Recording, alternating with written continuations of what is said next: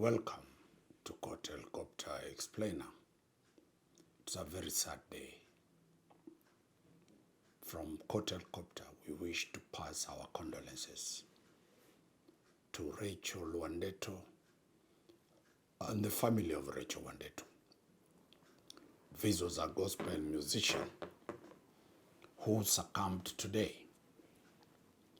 to injuries she sustained out of an acid attack that was splashed to her. The act itself is barbaric, cowardly, inhuman, degrading, and an affront of the democratic space that this country has fought for. Rachel's alleged offense was putting a tattoo of one of the political competitors, that is the face of His Excellency William Ruto. He put that portrait there. This angered quite a number of people that trailed her and demanded money from her, and the end result, they splashed acid onto her. She was rushed to hospital. She has succumbed to those injuries. Politics is a game of competition. Competition of ideas, not competition of violence. Rachel, as an adult who is above 18 years, has a right to exercise her political choices as provided for under Article 38 of the Constitution. Under Article 38 of the Constitution of Kenya, Rachel was exercising her political rights, which are protected under Article 38, which says every citizen is free to make political choices. So she has the freedom to choose who to support to. That Article 38 is what has cost her life. When we talk about the rights of Rachel Wandeto, we look at Article 19, the rights and the fundamental freedoms. What did the Constitution imagine these rights to be? In Article 25 of the Constitution, it says fundamental rights and freedoms that may not be limited. Despite any other provision in this Constitution, the following rights and fundamental freedoms shall not be limited. 1. The freedom from torture and cruel, inhuman, or degrading treatment or punishment. The Constitution prohibits anybody to torture another person. Rachel Wandeto was tortured. The way she was tortured, it was cruel. You can imagine the pain she underwent after being poured an acid. Third, the Constitution prohibits any form of inhuman treatment. Was that human to pour an acid on a face of a woman just because she has worn a tattoo? That was not inhuman. Is it degrading treatment? Yes. That was a degradation of her values. Her humanity was degraded. And lastly, the punishment that she was given was a punishment that is barbaric, that is cruel, and not right. Let us look at Article 26, the right to life. Is Rachel's life protected by the government Is Rachel's life protected by the Constitution of Kenya? Yes. Under Article 26(1), the law says every person, including Rachel, has the right to life. Has a right to life.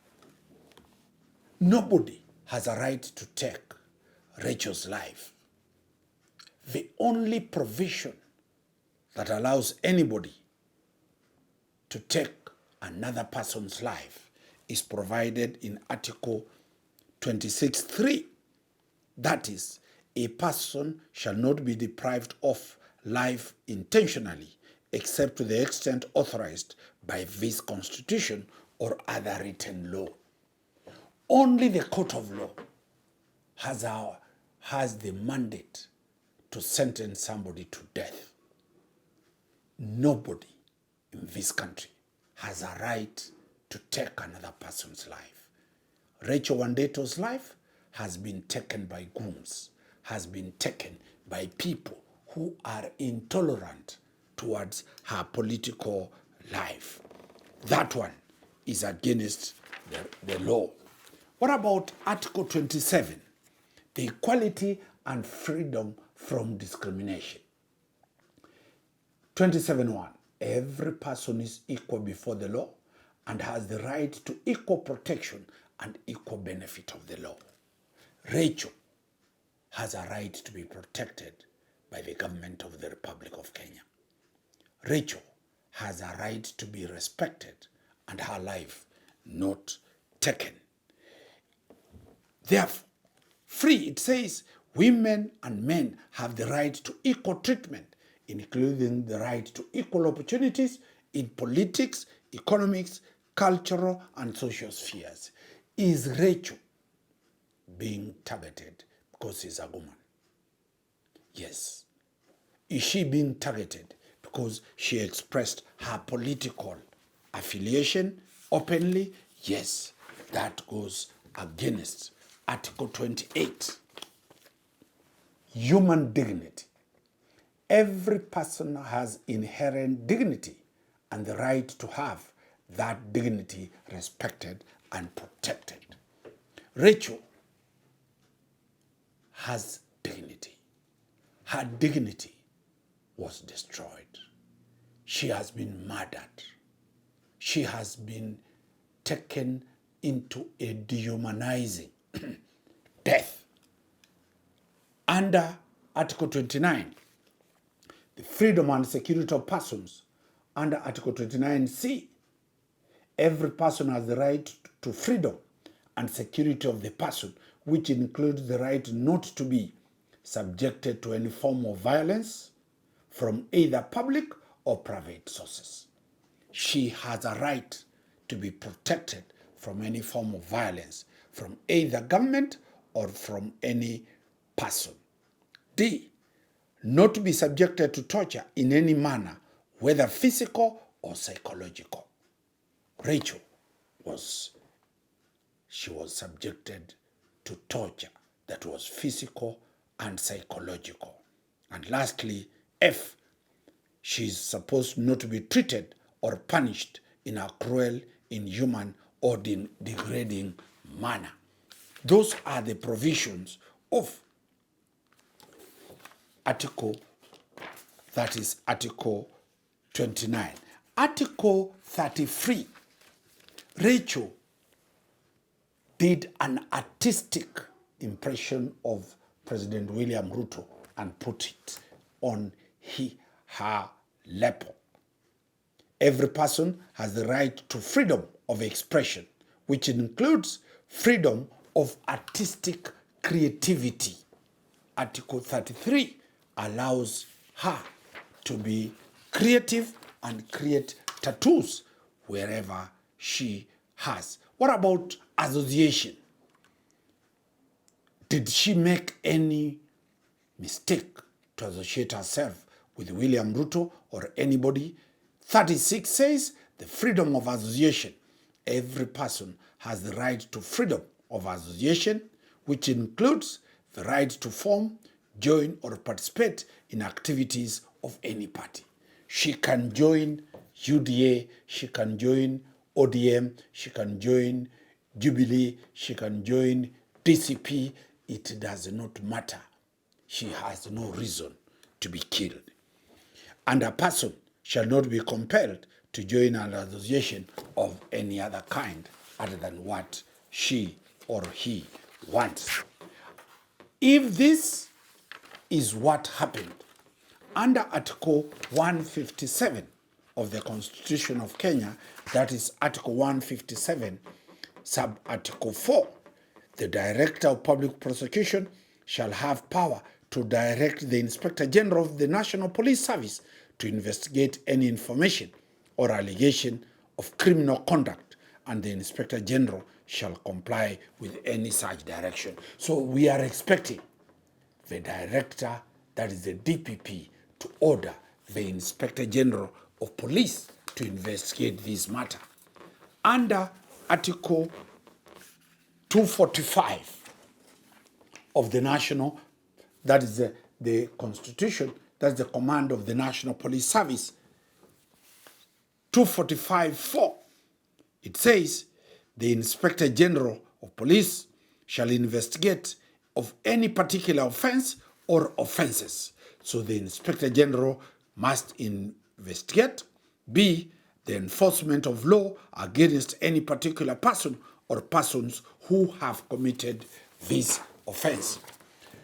When you look at what is happening in Kenya now, the politics of intolerance, Court Helicopter gives a barb to those ones who are not tolerant, to those who have divergent political views. In South Africa, we have seen what is called xenophobia, where foreigners are being beaten, foreigners are being chased, foreigners are being killed from South Africa because the South African people see foreigners as people who are likely to take their jobs, people they don't like. Sometimes they call foreigners as stinking. When you look at 2007, the post-election violence, it started like this way. Intolerance of political divergent views. More than 1,000 Kenyans were butchered dead. Trillions of millions of property were destroyed. Over so many women were raped out of this issue. When you look at what happened in Rwanda between the Hutu and the Tutsi, very many people were killed out of intolerance and ethnic profiling. In Kenya here, we are a democracy. From Court Helicopter, my message and the message for every Kenyan is let us respect different political divergency. Democracy is not agreeing with everybody. Everybody has a different angle, and let us be tolerant, let us respect each other.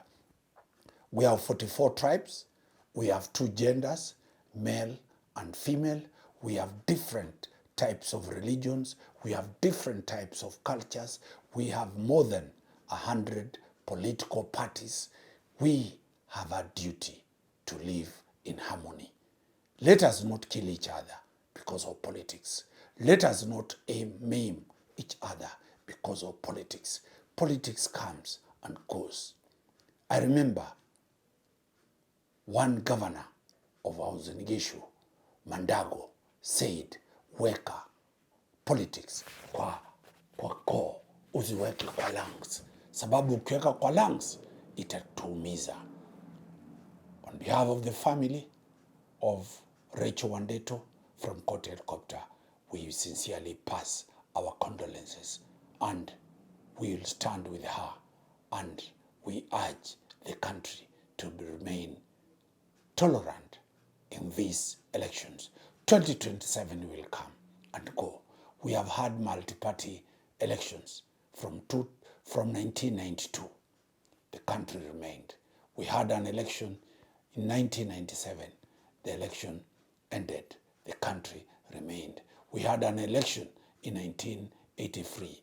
The election came and it ended. We had an election in 1987.